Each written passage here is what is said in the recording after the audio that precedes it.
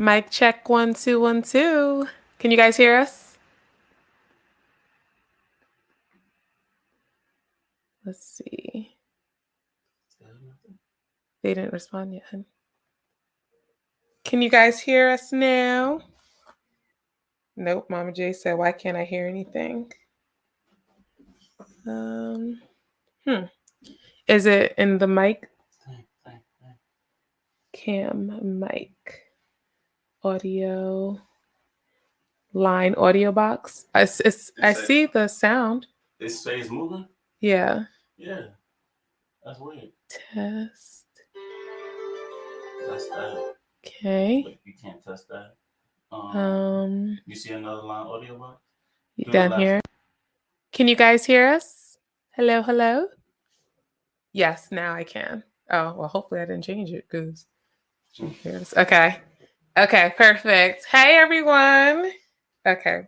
What's up, everybody? Sorry about that. Sorry for the technical difficulties. Yes. Hey, guys. How are you guys all doing tonight? We hope you guys are all well.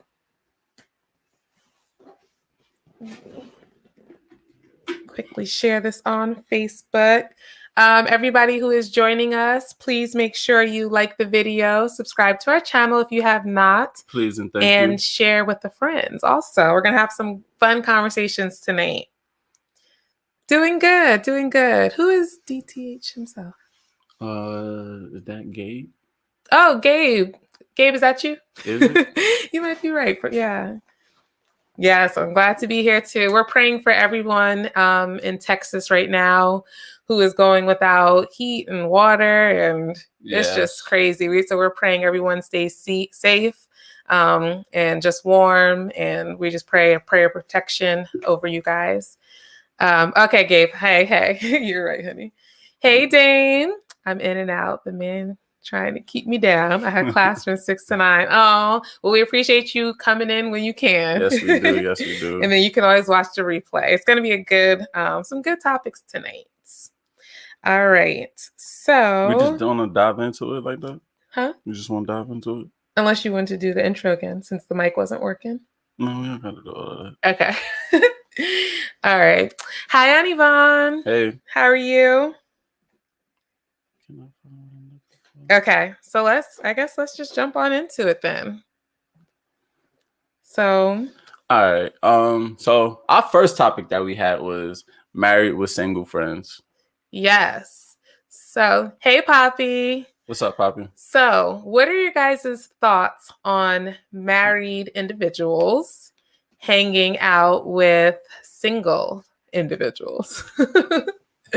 We didn't talk about this really. No, we didn't. So I want you to go first, honey. What's your thought on it? My thought, all right. So I'm like half and half, right? Mm-hmm. Because I look at it like this. There may be friends that you may have before me or whatever the case may be, mm-hmm. or before we even get married. Right. That aren't. You know, they're not married. Yeah, there were people in our wedding that are not married. Correct. That kind of puts it into this position where, like, now you can't hang with these people. You married, now you can't hang with them? Yeah, so I wouldn't do. Right. I can't do that to people. Mm-hmm. So I think you can chill with single people, right? Mm-hmm. But I think it boils down to how much they are respecting your relationship and what you guys are doing. I agree. I think I definitely think you can still have friends who are single. Yeah. I think it's crazy just to cut off your friends because they're not married. However, I do think that your friendship in which you guys choose to do may change when you're married. Mm-hmm. Because as someone who's in a relationship and then even takes a step further to get married, you're not going out and trying to do the same thing as someone who's single. Someone who's single may be trying to go out and find a mate or, find someone to court and be with. Yeah. And so if you're going in the same environment as that person and that's their intent, then it's going to draw, it's going to draw like not an energy, but it's going to draw attention to you that you don't necessarily need. Correct. So I feel like there's definitely a balance to the type of activity that you have with your single friends.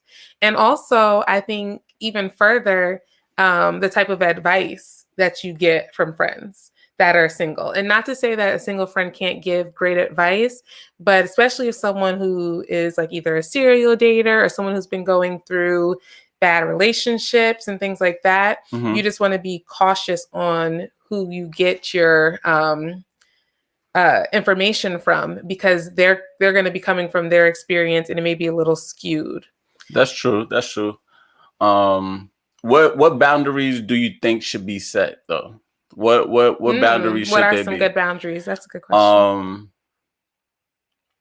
Man, that's a good question. Yeah. So for me, I would say some boundaries would be, well, and my friends, I feel like no, but they know what? Like what my boundaries would be for the most part, because I'm very like respectful to myself. One, and then respectful to our relationship. Yeah. So I don't do like a whole bunch of guys being like around us and stuff, especially, while we're out and about. If we're having a girls' time, like I want it to just be a girls' time. I don't need guys trying to come and talk to us. Yeah. And because you're single, you want to entertain that because, well, you're single, but it's like respect that, I have this going on and we're coming to hang out with each other. So why are you gonna, invite that energy over here when we're coming to be together? That's true. Booby said, I know the boundaries. What are they, Boobies? Oh, she knows the boundaries with me. Yes. And even so that goes even further to like on my bachelorette party. My girls knew I don't want a stripper.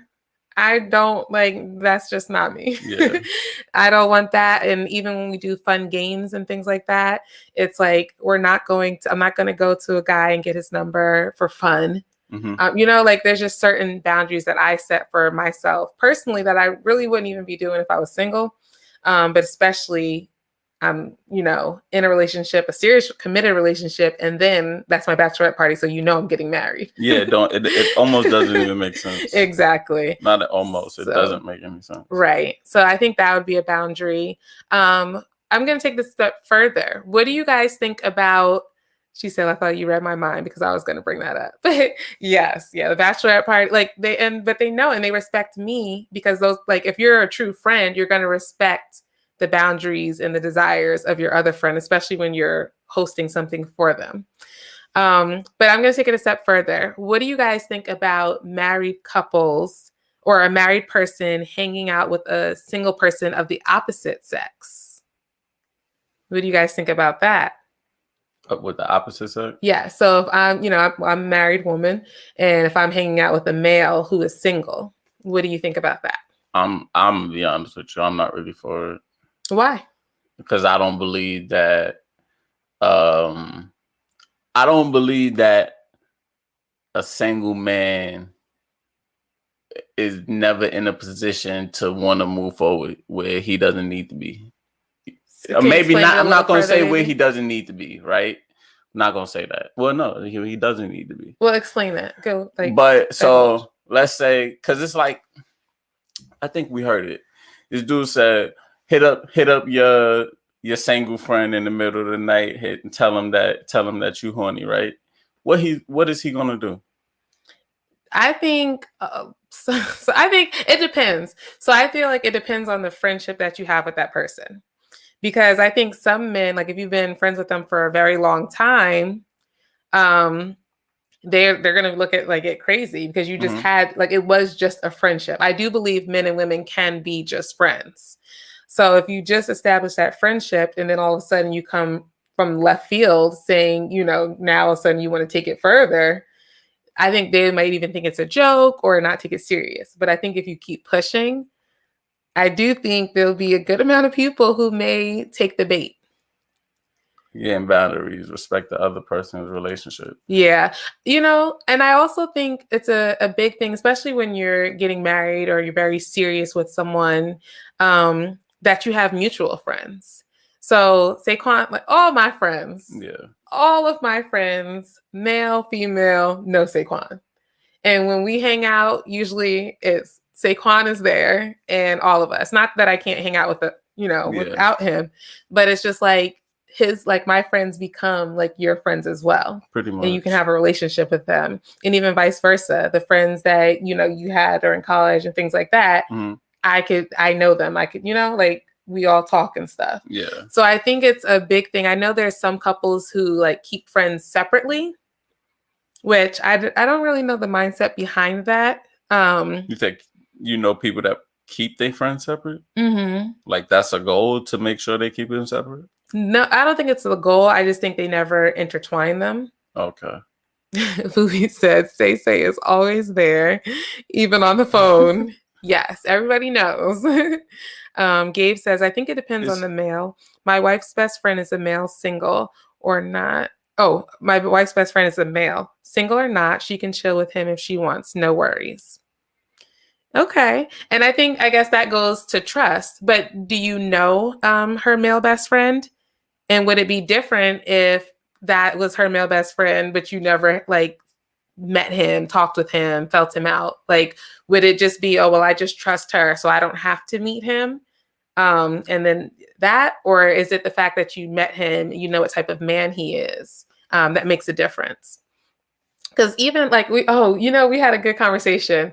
We were talking, I forgot what we were talking about, but we were talking about like the conversation went to the fact that like, what if a friend came from like someone you didn't speak to for years, came out of the blue, and you guys decided that you guys were going to hang out. So like for me, let's say one of my childhood friends that I haven't talked to in years, who's a male, came to Arizona and was like, oh, hey, I'm in Arizona. Do you want to hang out? And so I go, I know what we're talking about. So I go and I go to lunch with him. We were talking about that, and it would be like, what did you say? I think you said,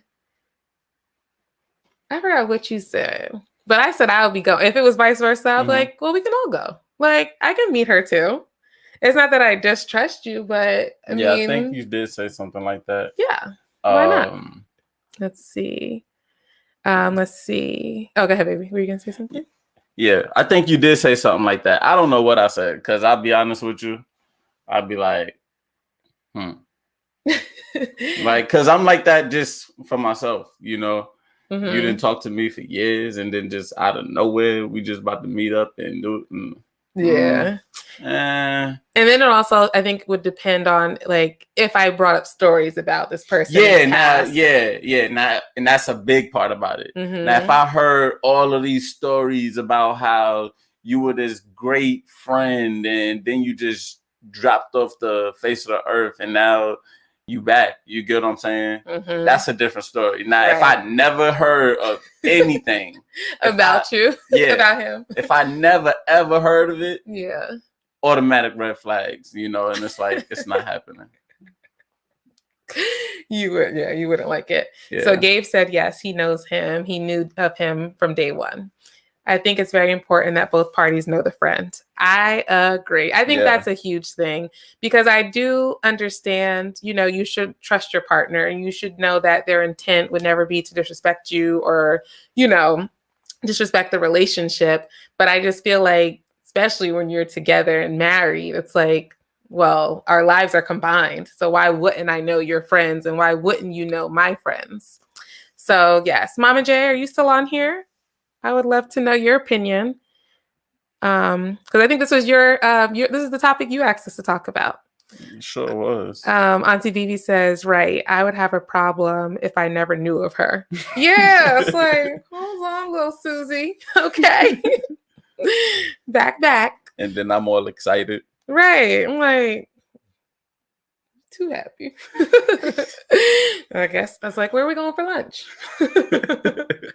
But yeah, so I think that would be just something where it's like red flags. And then also it's like, especially if it's someone from your past that you haven't talked to in years and you never even mention them or think about them, it's not that big of a deal not to just be like, no, you're in the past, let's leave it in the past. Pretty much. But yes, so any other thoughts or an opinion on being married with single friends? What do you guys think about getting advice from your single friends? Do you think it makes a difference? It does make a difference. It does. It does. You can tell, even from like advice I would get from single friends versus. But it also depends on their experience. Right. Yeah. You understand? So if you know that they were in a relationship and they were on the right side of the relationship, I went to the left. On the right side of the relationship. If you know this about them and whatever, it may have been the other party in the relationship that may have caused the that to go sour. Right.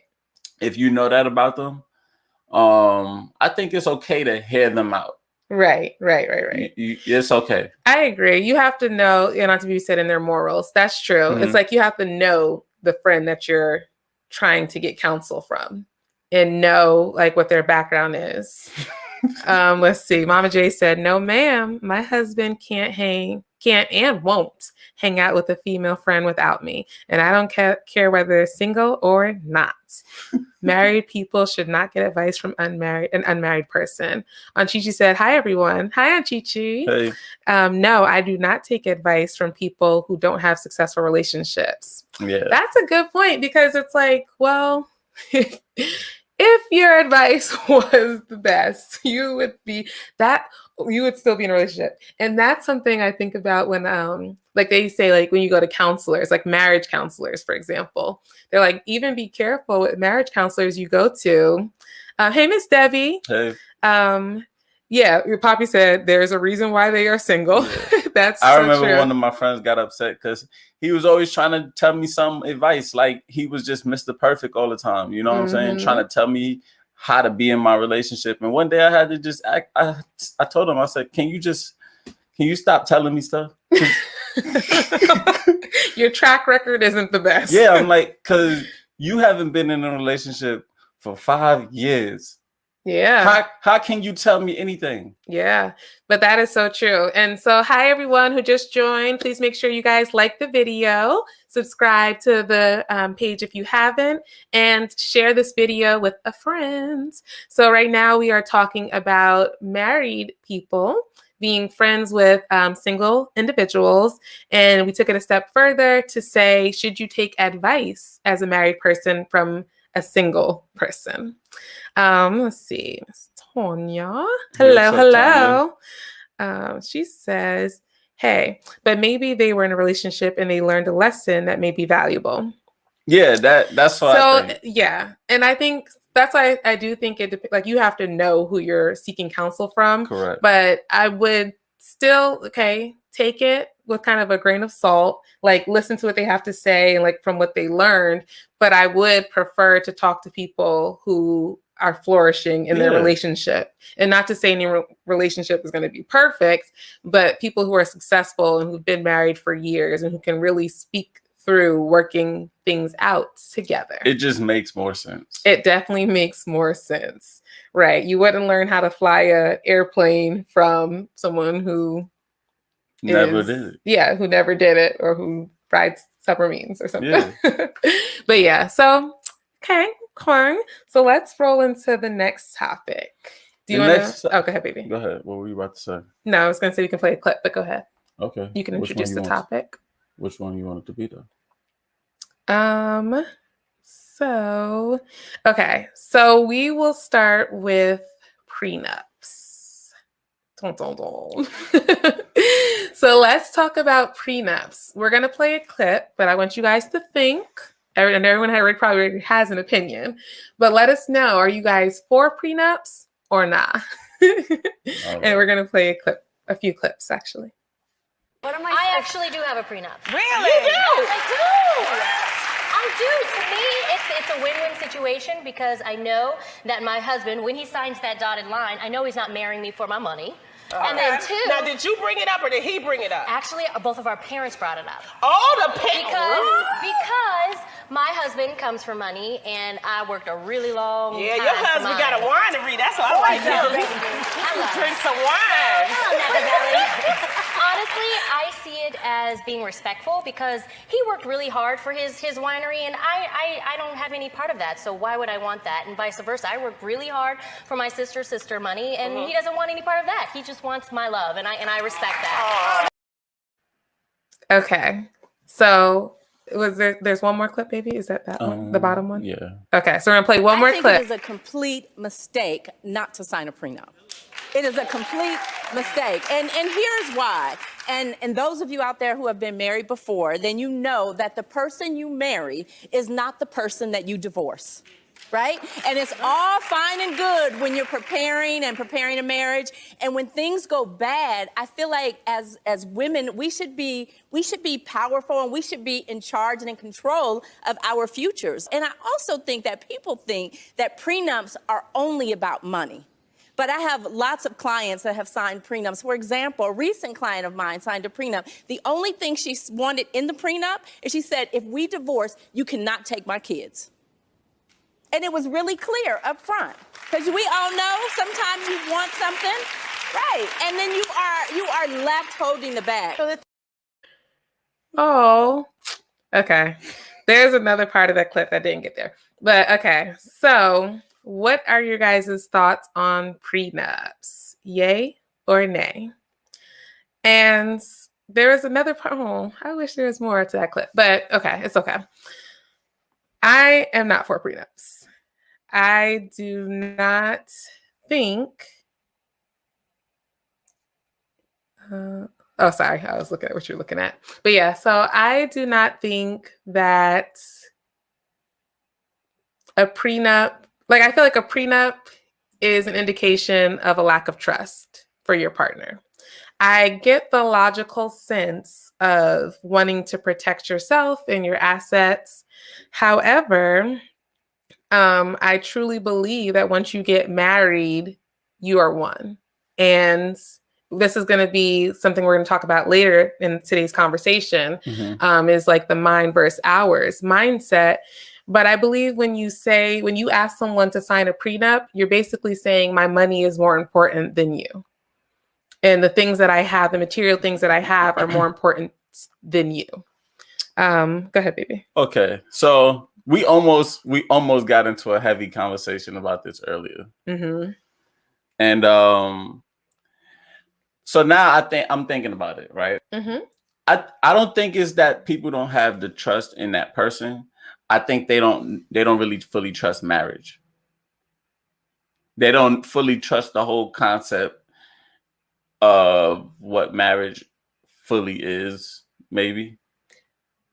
Well, because of everything, like I was telling you earlier, so many people have seen marriage go south that it's not about you, it's about what I've seen. Yeah, however, that's very valid. People make decisions and choices off of experience. And this is not how I feel. Right. But but people make choices off of their experiences. However, we're not your parents. We're not, your aunt, uncle. We're not the person you saw on TV. So yeah, you may have seen these things, but that is not us. And we get to choose how we operate, how we run, our marriage and our life. So to me, if you ask me for a prenup, you're saying you don't trust me enough to, God forbid, if things didn't work out, treat you right and be fair and be honest.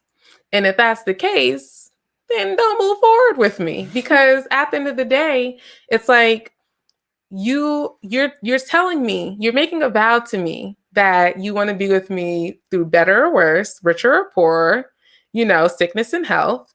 And if that's the case, then why are you going to tell me that, okay, but wait, let's sign this document. So just in case things go south, you leave with what you had, I leave with what I had. Like I can't wait to get to the next topic, but it's really saying like, listen, what's mine is mine, what's yours is yours. We are not one. We are separate beings, and our marriage is more so literally just a business, business relationship. Let's see. Gabe says, I think for me, it's hard to say. We both come from almost nothing. And I feel when you start from the bottom, there's only one way to go, and that's up together. Amen to that. Let's see. Tanya says, I am for prenup because she is correct. When people get hurt or angry, they are not the same. And some people become vindictive. If we love each other and it's going to work, will the prenup really matter? Yes, it will. Because I didn't agree with her when she says you marry one person and divorce another. They're the same people. And I feel like within your relationship, you know how your spouse is. Like, you know the good, the bad, the ugly, the beautiful in your spouse.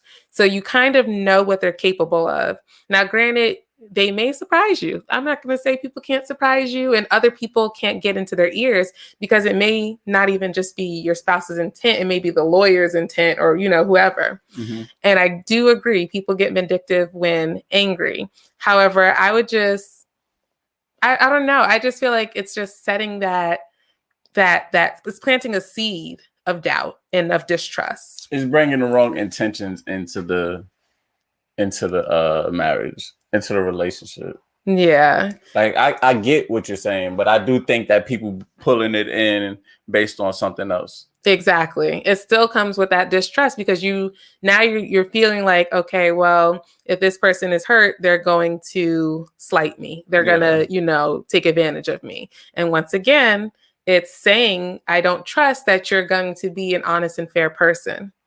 Gabe says, with a ratio of 50%, it's almost like betting on red or black. Are you talking about the ratio of just staying married or being divorced, or like the divorce rates currently, Gabe? And let's see. Mama J said, I can't say I agree with a prenup, but I do agree with the lady from the clip. God forbid things go bad. The person you married very well may not be the person you divorce. Hurt changes people. I agree. Hurt can change people.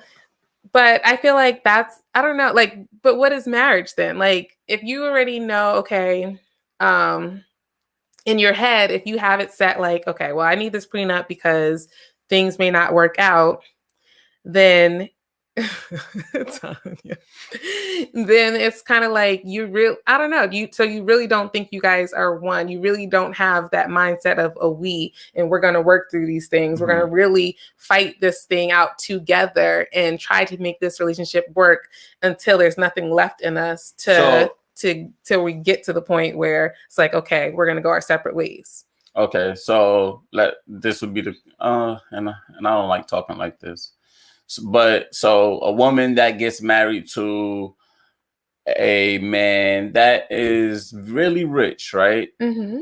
For maybe the first 3 years or so, things are wonderful. Mm-hmm. And then afterwards, right? Mm-hmm. She's just not really happy like that. She realized that she was just taken by his money and the things that he was, the exposure. Now she wants to leave. Mm-hmm. You think she get to take half? Yeah, because at the end of the day, obviously they didn't take the time to get to know each other. Because now all of a sudden, 3 years later, you realize you were just swooped up in the money. Like, then you didn't get the chance. You didn't really take the time to get to know this person and build this bond. And you were, so in that case, I don't think she deserves the money, because she obviously did it for ill reasons and ill intent. Mm-hmm. Like, marriage to me is sacred, and it's something that you don't go into because someone has money. Now, that I think is the problem today. A lot of people are getting married not for the right reasons. I mean, that's a fact.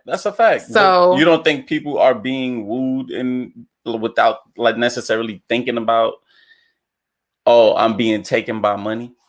You understand what I'm saying? No. You think that after 3 years, if you don't know that you're being wooed by money and you don't really love this person, because within a 3-year time span, you should have some issues. You guys should have some bumps in the road to where you like have an argument. You see how you're working through things. You see some of the good and the bad of that person, you know, in 3 years. So I feel like if you take that next step to say, okay, we're going to get married, you kind of get a sense of who you're dealing with. You know.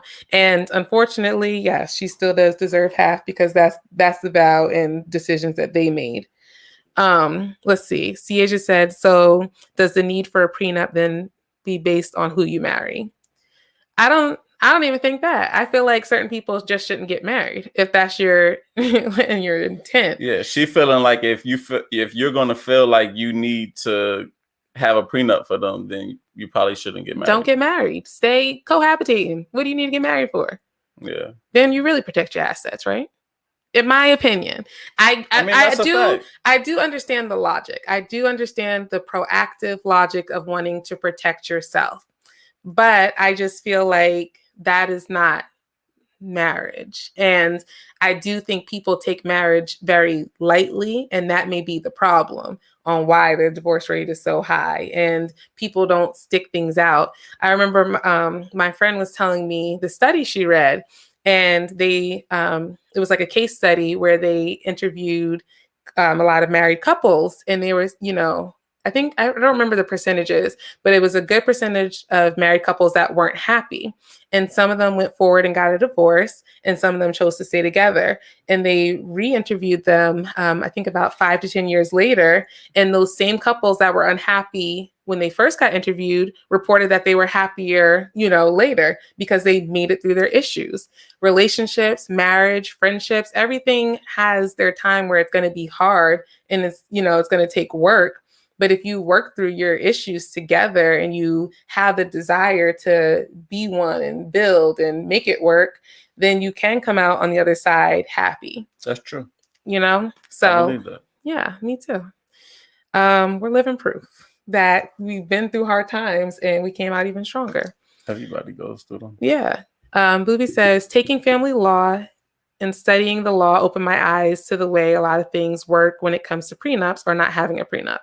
It's like having a will and not having one, but that's another topic for another day.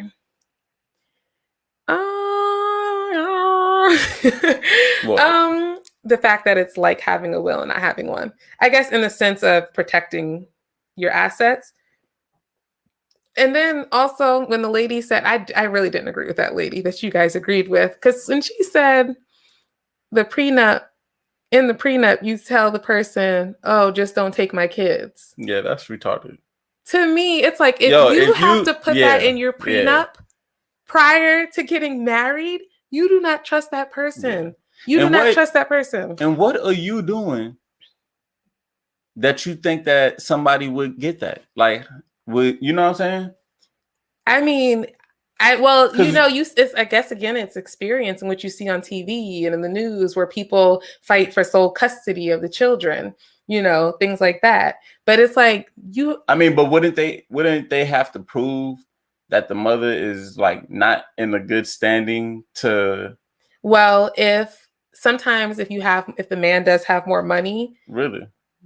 A lot of what's his face? Who's with Gabrielle Union? Dwayne Wade? Mm-hmm. He has full custody of his children. Oh, you think it was just because of the money? I think that made his case easier to fight. I don't know the ins and outs. I'm not in the biz like that, but you know. Hey babes, do you do anal? Whoa, Maltai. Okay. Anyway. We're getting YouTube bots in here, guys. So just ignore the foolishness. Let's see. I don't think she should get half because she is block user. Okay. Or put him in timeout. I don't think she should get half because she is now feeling I made a mistake. How is it that his fault if he is still giving 100%? It's not his fault that he's still giving 100%. But I just it's kind of like, okay, if we do a group project, right? Mm-hmm. And I and I don't do any work, right? Mm-hmm. The grade is still going to be based on, this is a crazy example, but the grade is still going to be based off of the end project. So even if you did all the work, even if it's unfair, I still get that A with you. Not all the way. Unless you snitch. It don't gotta be, I mean. Yeah, if it's a group project, all of our names are on that project. Sometimes they ask for you get a participation grade, and you don't get a participation grade and a summary of how everything went. No, sometimes they do. Sometimes they don't. Sometimes you just turn it on in. I mean, Anivon said, absolutely. People don't get the concept of marriage isn't always easy. You must work hard.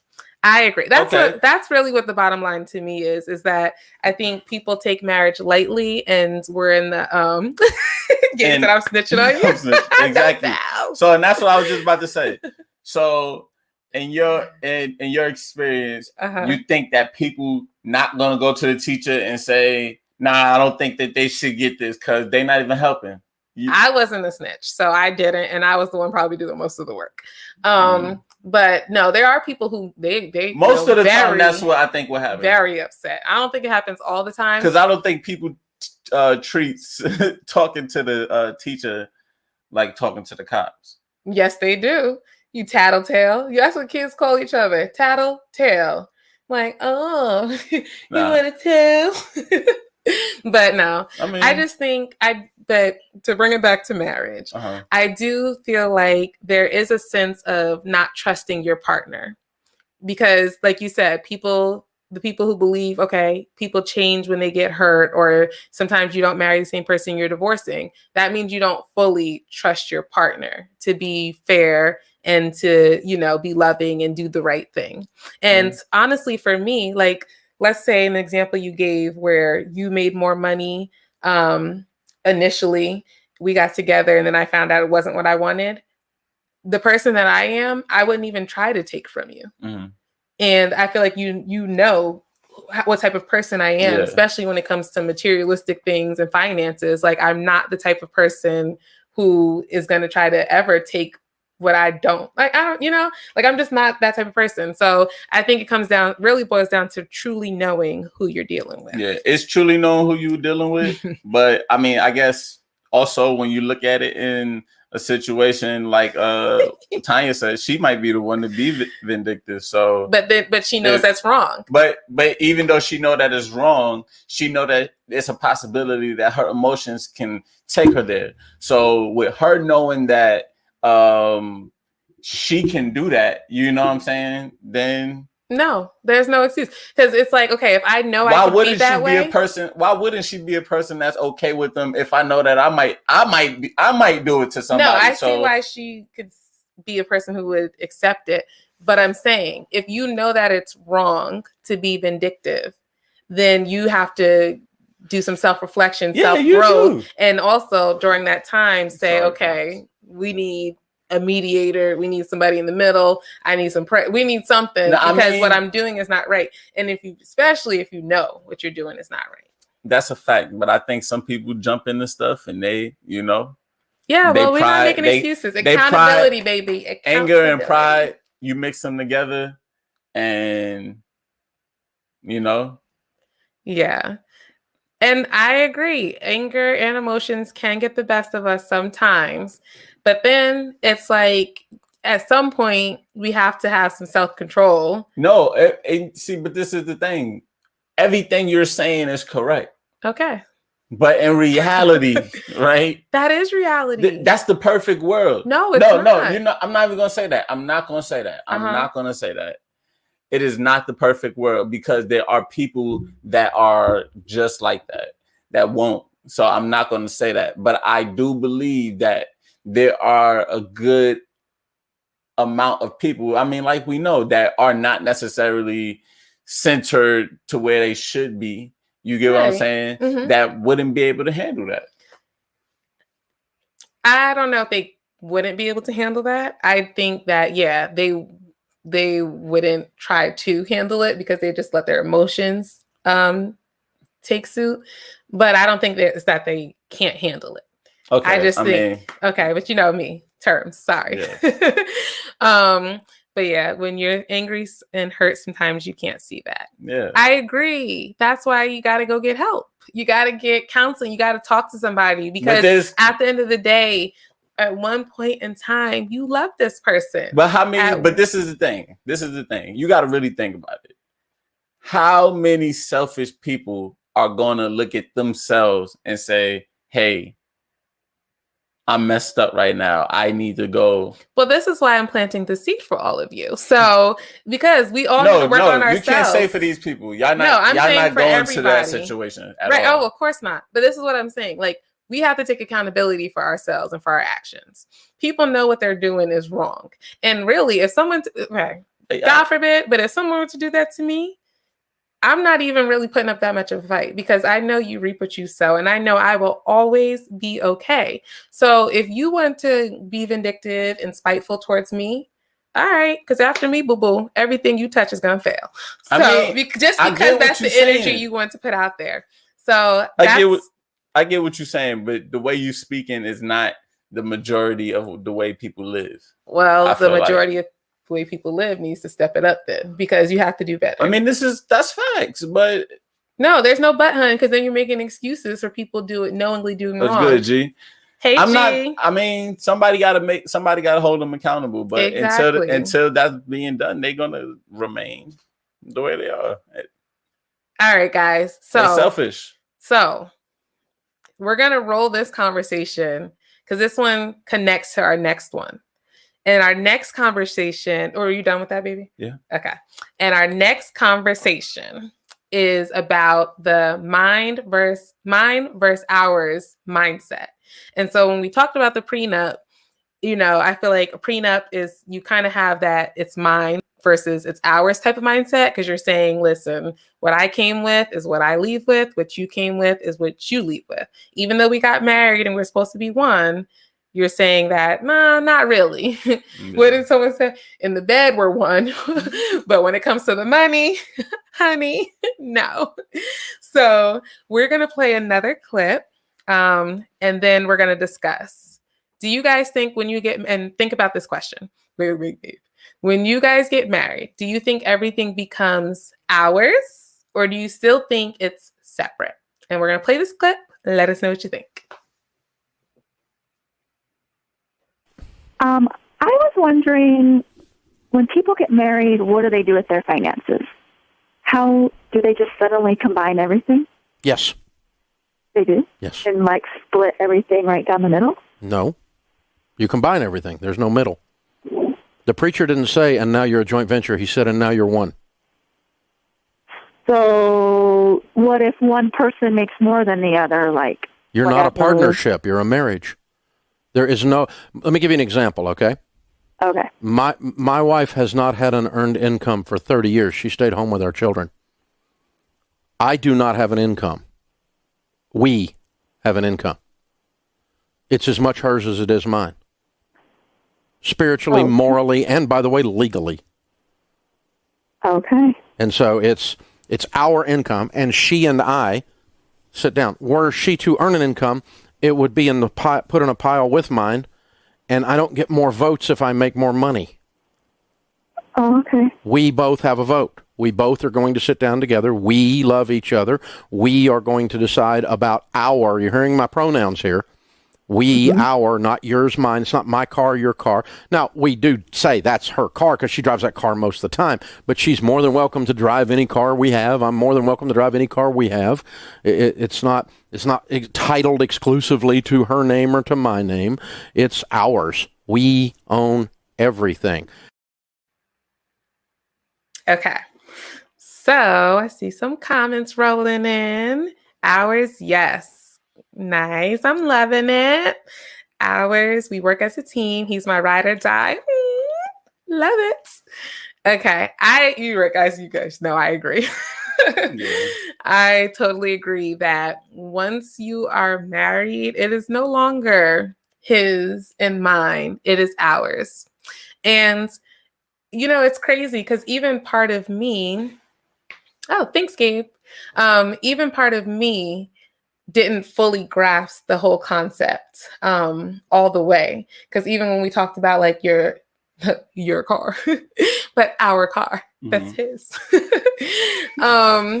It was like, he was like, no, this is our car. I don't look at it like my car. This is both of our cars. So if your car is less safe to drive, you drive this one because this is ours.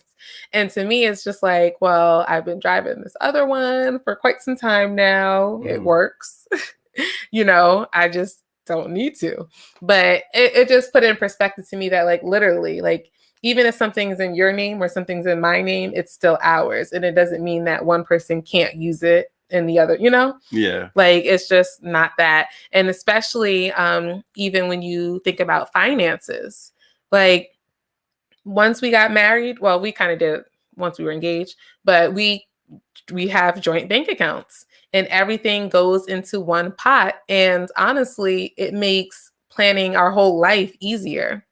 And another thing people just who talk about, like, the prenups and also like combining finances, and their fear is like, well, I don't know what debt he'll have or she'll have, and I don't know their money situation. But I think these are conversations that need to happen prior to getting married. Yeah. Like, you need to... It shouldn't become an issue later. No, you guys need to be open and transparent with each other and discuss, okay, I have this amount he knows how much debt I have for school. And I know how much debt he has. I knew what it was going to be beforehand. Exactly. So now we can make a plan together to say, okay, how are we going to knock out this debt? What's your credit look like? What does my credit look like? How are we going to build our credits together? Our credit scores together. We're moving forward as a team. If you're doing everything separately, you have separate accounts over there. I have separate accounts over here. I don't know what's going on with you. You don't know what's going on with me. How are we moving as a family? Like, how are we reaching our goals together? Yeah. We're not. And like a lot of people say, it's like, we're not roommates. We're one. We're spouses. Yeah. If you split everything down the middle and you look at it like, okay, you take care of your half, I take care of my half, it's literally like having a roommate, a college roommate. Because that's what I did with my roommates. We shared the rent, we shared the utilities, we shared everything down the middle. You're not my roommate. You're my husband, So it becomes different. Let's see. Mama J said, yes, we are one. And I will always make sure we are one. We as one, are straight whenever needed. But I like having my own. Why is that, Mama J? And Auntie Bibi says, yes, Uncle Mike was a great provider and I took care of your cousins and we had a joint bank account and savings and checkings. Beautiful. Auntie Vaughn says, absolutely. Mama J says, our names together on everything, but I have my own account. And so, Mama J, would you say your own account is just like, first everything goes into the joint, and then like you each get, like maybe your own, allowances like that you both have, and that's separate? Or are you saying you have your own fun and money? Is the bulk of the money able to be accessed at all times by both parties? Right. Mm-hmm. Would you say it's like that or different? And then G says, facts, I'm not married yet, but we move as one. Right on. Nice. Ciasia says, yes, change the narrative. Girl, we have to. Mm-hmm. We have to get our family, like, not our, but like families together. Let's see. Gabe says, we have both, but on purpose. Primarily, everything is together, but my wife is a better saver than me. So when it comes time to save, we send it to her account. That's beautiful. And Gabe, correct me if I'm wrong, but do you have access to the savings if need be? I mean, you just don't touch it because, you're not the best saver. And then Mama J says, together we make things happen. So when you say that you're not the best saver, right? Mm-hmm. Would you be the type of person that would spend all the money in your account and then start spending the money in the joint account? That's a good question.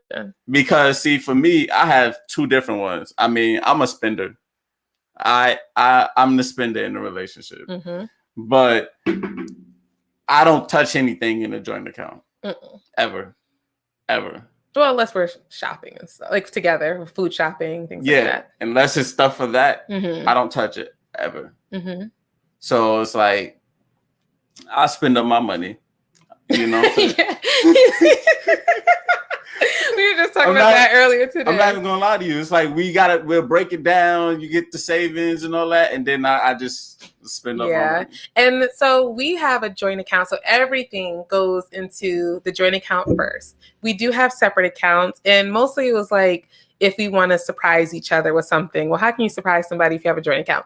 Yeah. Or if we want to, like you said, he has his little things that he may enjoy, and I have mine. So it doesn't necessarily, like, he could really, if he wanted, use a joint account for those things. But it's like he rather just have, like, we have allowances. We give each other allowances.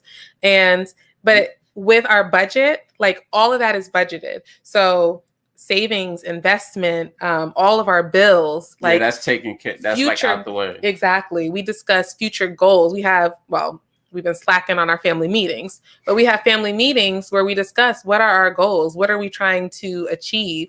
And so now we know, okay, how do we add that into the budget? How much do we need to save? What's our timeline? So it all becomes part of the budget. And then we say, okay, this is going to be our allowances. Mm-hmm. And our, like, even in our budget, we have clothes, we have like eating out, entertainment, travel, like that's all us. Like we move literally as one unit. And it's, so she's the scientist behind it all, right?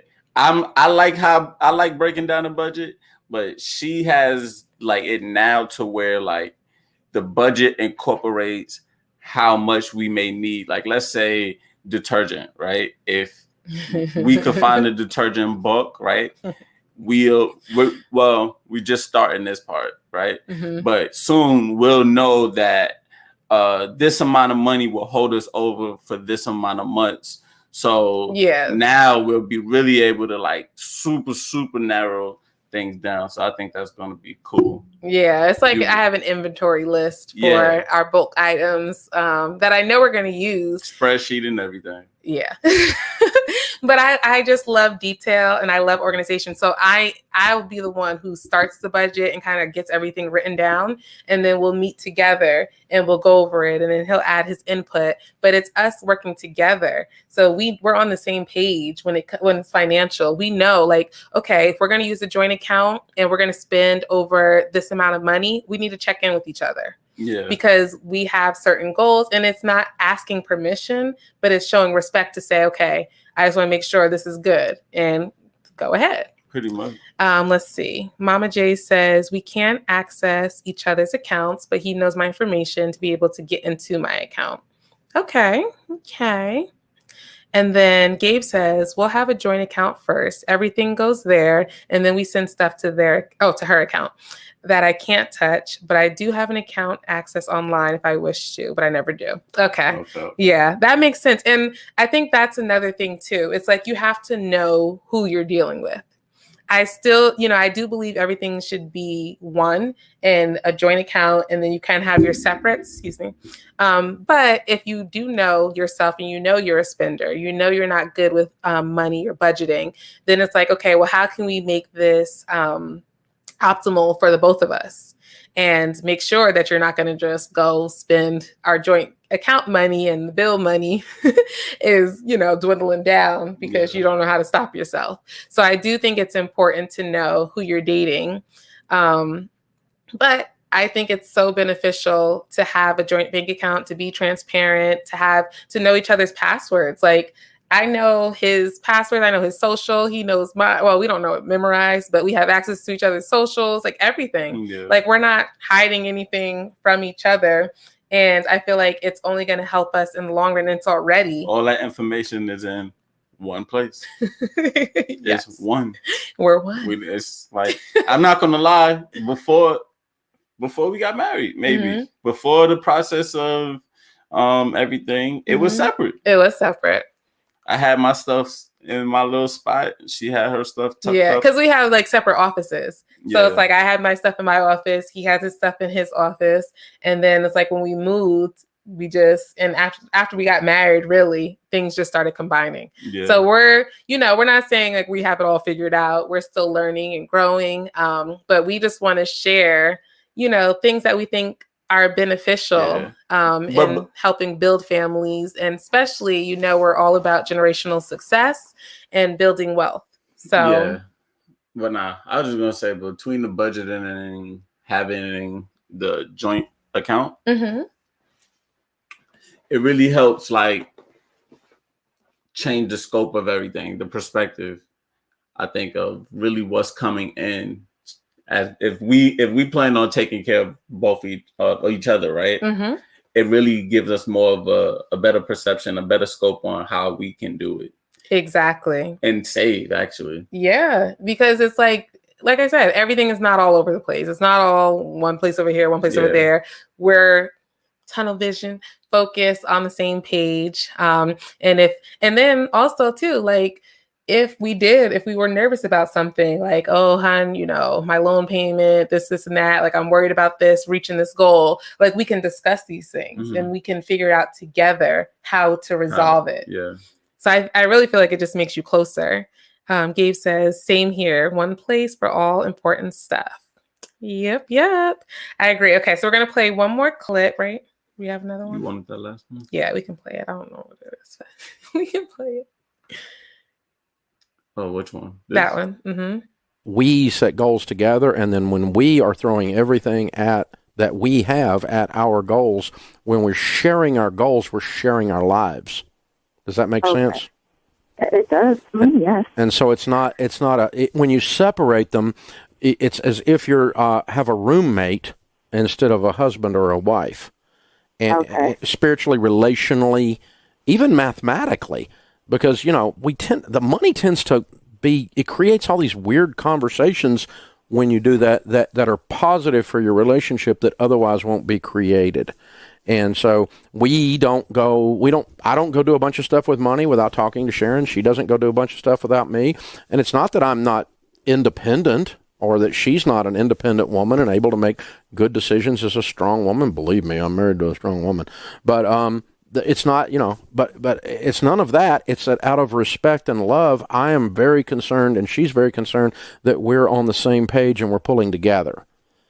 And so it's not me thumping her or her thumping me, and I'm a weak guy, or she's one of these women that just does whatever her husband says or something like that, which I don't have one of those, I can tell you that. So, we work together. I mean, and sometimes we argue about stuff, but that argument causes us to combine our future and our values. Even makes us even discuss our fears.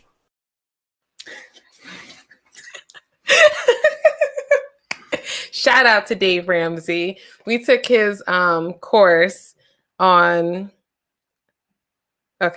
We took his course on building wealth and knowing how to budget, get rid of your debt, and it was wonderful. So we recommend it if you guys have not. Hi, Cousin Let. Okay, she says, my husband is a penny pincher, and I can't deal with it. We have our own accounts, and we put a % of income in our joint account for house and family stuff so we can have our own spending money. Okay, so that's, you still combine and you still know how much you guys are putting in together so that you can work for the family to thrive. Let's see. G says, oh, he tags people. Thanks. Yeah. Thanks, G. Thanks, G. Are you telling us to send it to you if we can? The course? Oh, yeah. Let us know what you're thinking. Let's see. We had separate accounts, though, up till 5 years ago. Do you feel like, have you noticed a difference since you started combining your money? And G, you want us to send you the course? And then Aunt Chichi says, really like Dave Ramsey's financial advice. I do too. It's really good. Like, I don't agree with everything, but a lot of the things he says, the course. Okay. We'll send it to you. We got you. But a lot of the things he says is just really great. And it gets you thinking. It gets you thinking long-term and making sure like you're not in debt, building your wealth and different assets and things that you want to have in place, whether it's life insurance, a trust, just different things like that. That's going to make sure. No, go ahead. Oh, that's going to make sure you secure your wealth and your family's wealth. Yeah. He could say some extreme things. You get what I'm saying?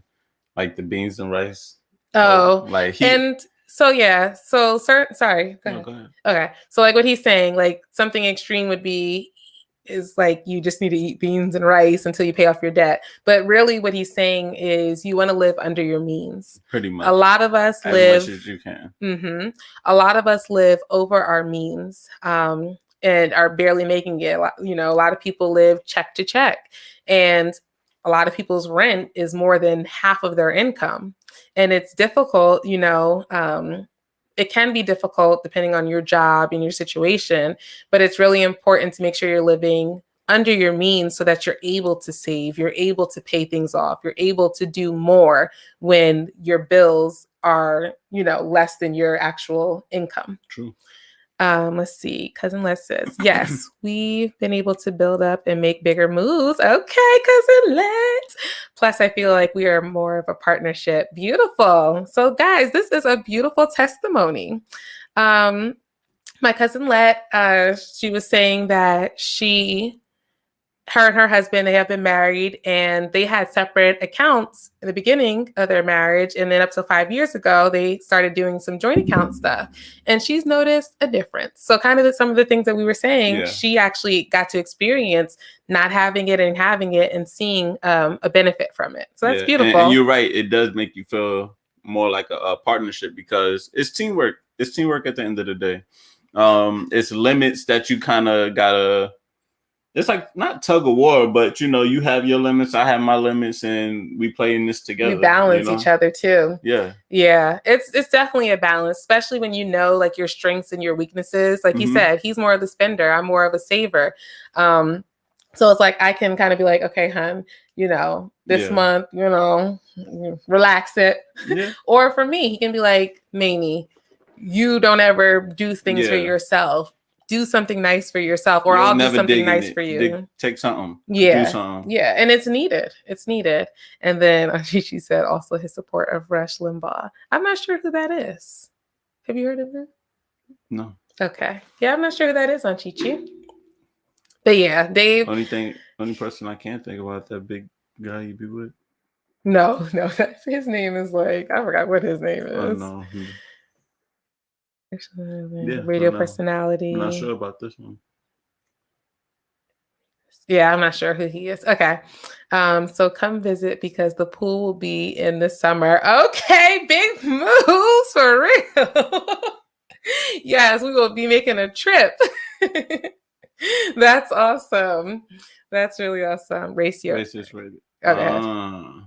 Okay. Yeah. So, you know, sometimes methods are great. People aren't. But yeah, so he does have some great methods, but not everything. You know, you don't have to follow anything hard and fast. Like you take from it what resonates with you and what you feel like will help your family grow and become better. So I think a lot of us were kind of on the same page with this one. Yeah. A lot of it is more so it's a us thing versus a you and me thing. Yeah. You know what I was thinking about with the prenup thing? And I'll tell you about this. When we get rich, right? And we make our kids rich. Oh, you brought this up, yeah. I feel like I'm 60-40. 60% of me says no, I think they need to have a prenup. Because I don't think that someone should be able to just come in here and marry and then go out of here. You know, just take what I built for my child. Yeah. So but you have said that. Go ahead. The 40% is this. I would hope that I know this person like that down to the T to say that they don't need it. Yeah. So 2 parts. Because I understand the worry and the fear because it's like your child can trust their spouse, but that doesn't mean you have to. Yeah. However, oh man, I lost my train of thought. However, I think, oh man, I really lost my train of thought that quickly. And it was because it was 2 things that I was thinking of. What was the last thing you said, honey?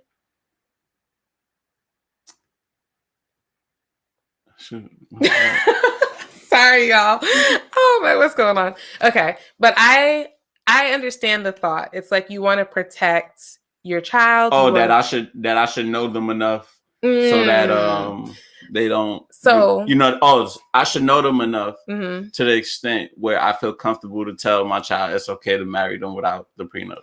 And so I do think that, so that's one part, is it is super important on how you raise your children and how like they go out and they find quality people to be with. Yeah. Because, that's my second point. I remember it. So my second point is also that 40% of him hopes he can trust that person. Right? No, I think he was telling you. But I do hope that, I lost it. Again. Yeah, okay. Okay. So I do think it's easier when you start with nothing and then you build together. True. To not have a prenup. Because it's like, well, what we signed the prenup for? Honey, what you got, what I got. And so I think it's easier. But then when you do have wealth, it does make it like, okay, well, I have this wealth and this person may not. So I need to protect myself. However, I still hold true to what I said beforehand. So it doesn't even change based off the value of money, because money is not more important than a person. And if you really feel like you're taking, and I would pray that you said money's not more important than the person that you love and that you're marrying.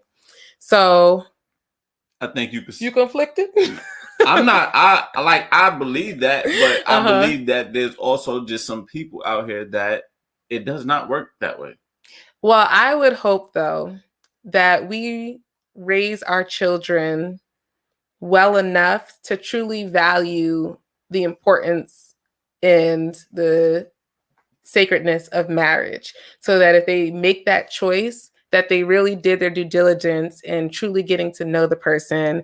We would know the person, because I feel like as a family also, you should know, who your child is, dating and courting and planning on moving forward with. True. And as a father, I feel like it's definitely, as a protector, your job to really make sure I got to investigate. Like if we have to hire a private investigator, we have to stop.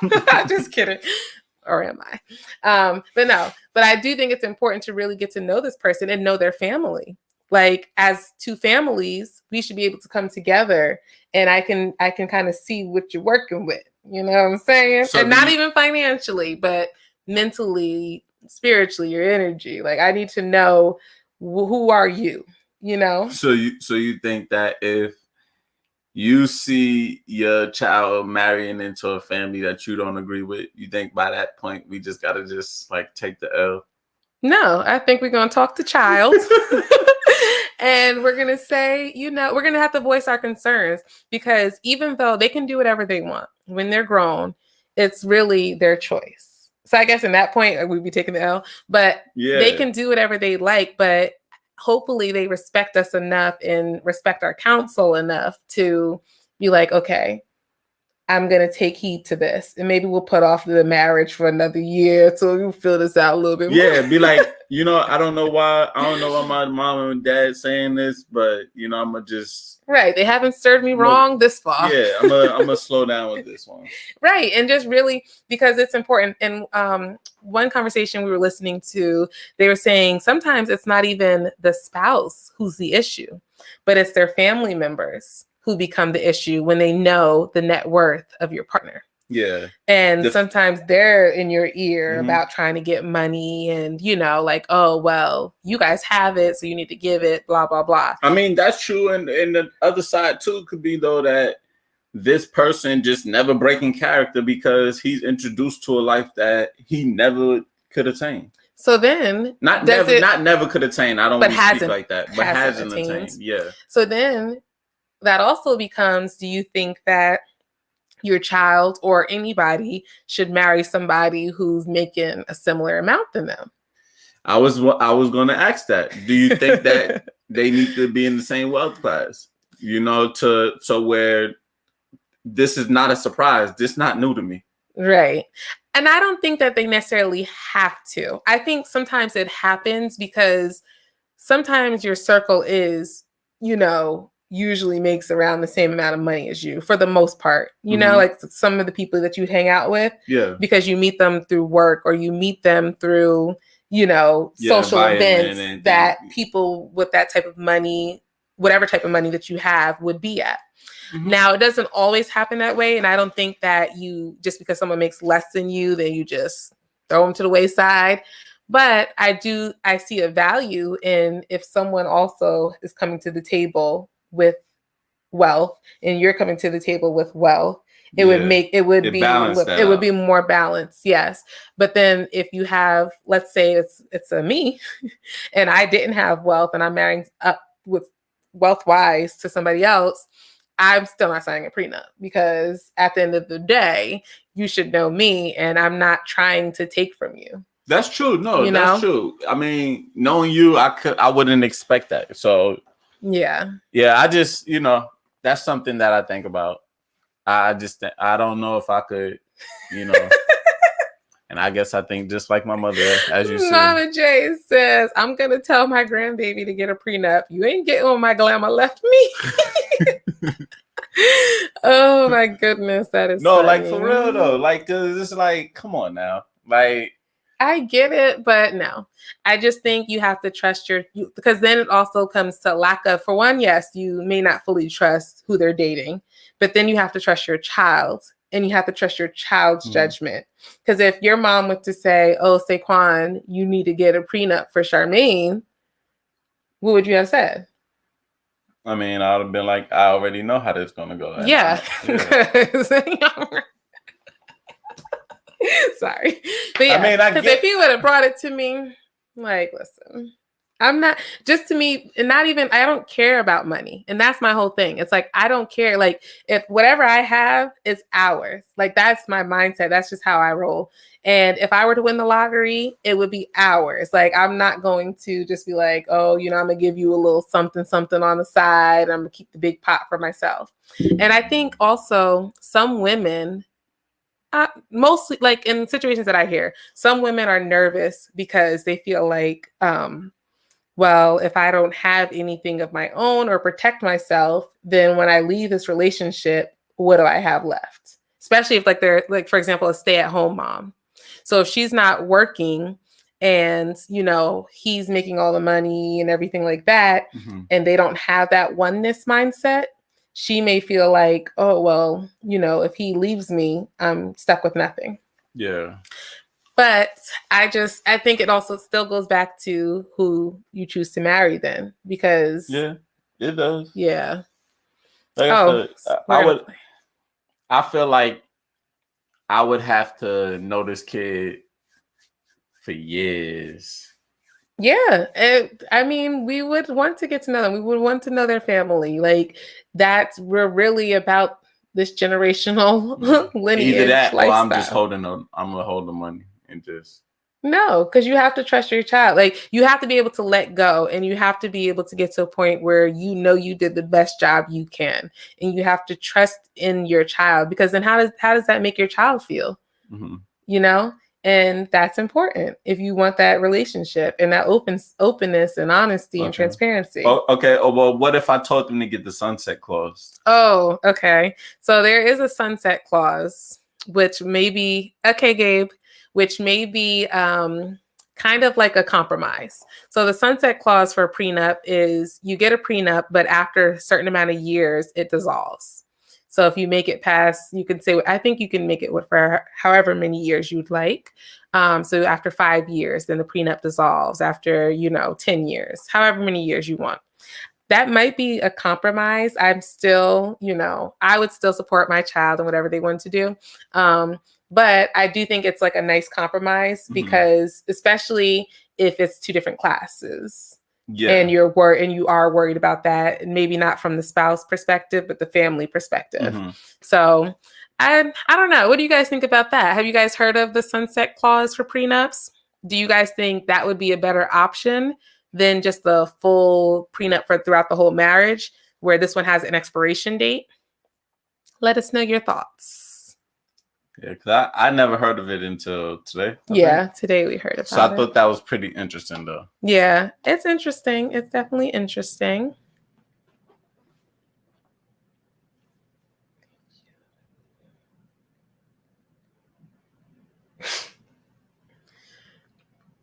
What? Oh. Okay. Well, while you guys think and write, we're going to play one last clip for the nights. And this has to do to prenups. I'm old school. I think if I'm going to trust you and marry you, therefore I do not want to sign a prenup. I think that if I'm going to marry you, I trust you enough that if things don't work out, that you will be fair. I think that signing a prenup plants a seed of doubt, and it gives you an out, and it makes it okay if it doesn't work out. And honestly, I think that marriage is a commitment. It's a lifelong commitment that you are making. I understand, obviously, some divorces, it just doesn't work out that easily. Over half. Over half. But for me personally, I think once you say I do, then you do. And if someone asked me to sign a prenup, I don't think I'd go through with the marriage. I really don't. I meant the last part. Okay. Let's see. You can also do a postnup.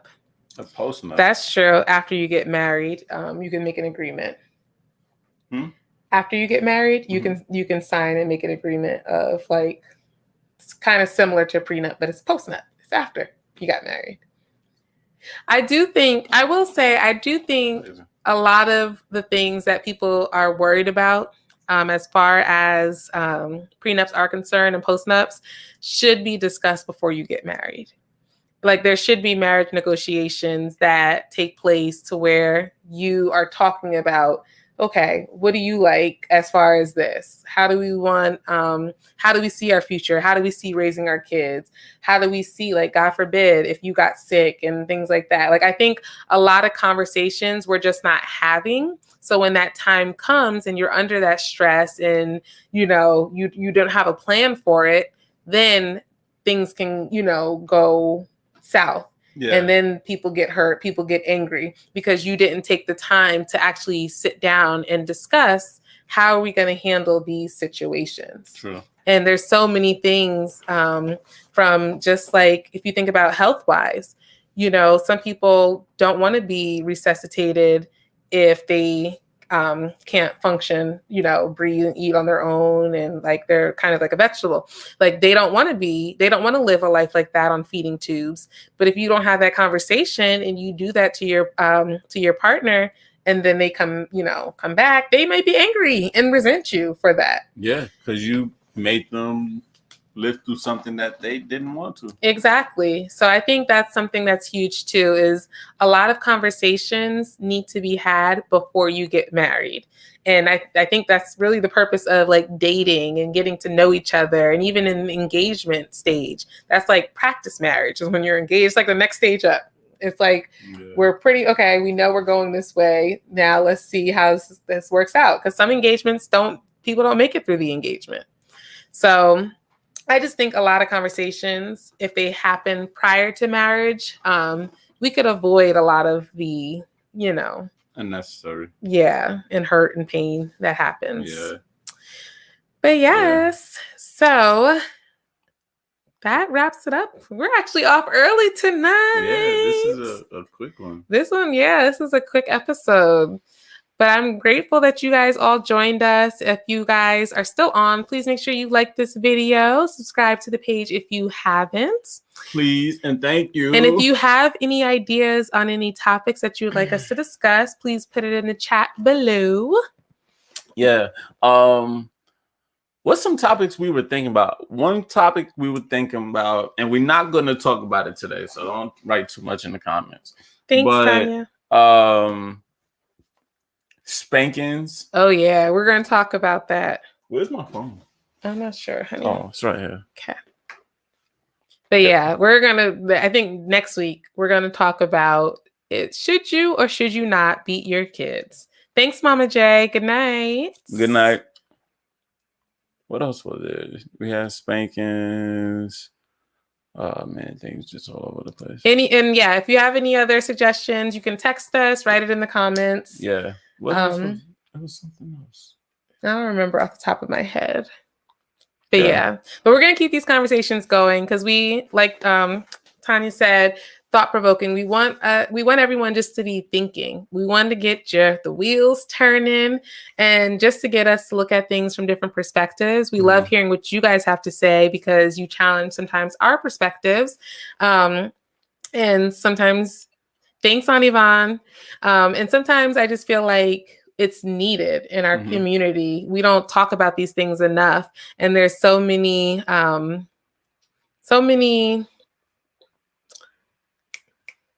like there's so much confusion and just conflict. And I feel like if certain conversations were had and discussed, like we could avoid some of these things. Yeah. Like we said earlier, we had technical difficulties. So while we were saying it, nobody heard it. But our 3 main goals, though, is to basically open up conversation, so that we can have better communication in our community and within our families. It would also be to also gain more of an understanding of other people and their perspectives. We just got to get used to it and hear it more often. And also when, I believe when we give our opinions and we all bring it to the table, this will in the end create better families. Yes. Create exceptional families. So that's why we do this. That's why we come back every week. Every week. Yes, guys. So we appreciate you all for joining us tonight. Thank you. Thank you. Thank you. Thank you. And until next week, we are out. Have a good night.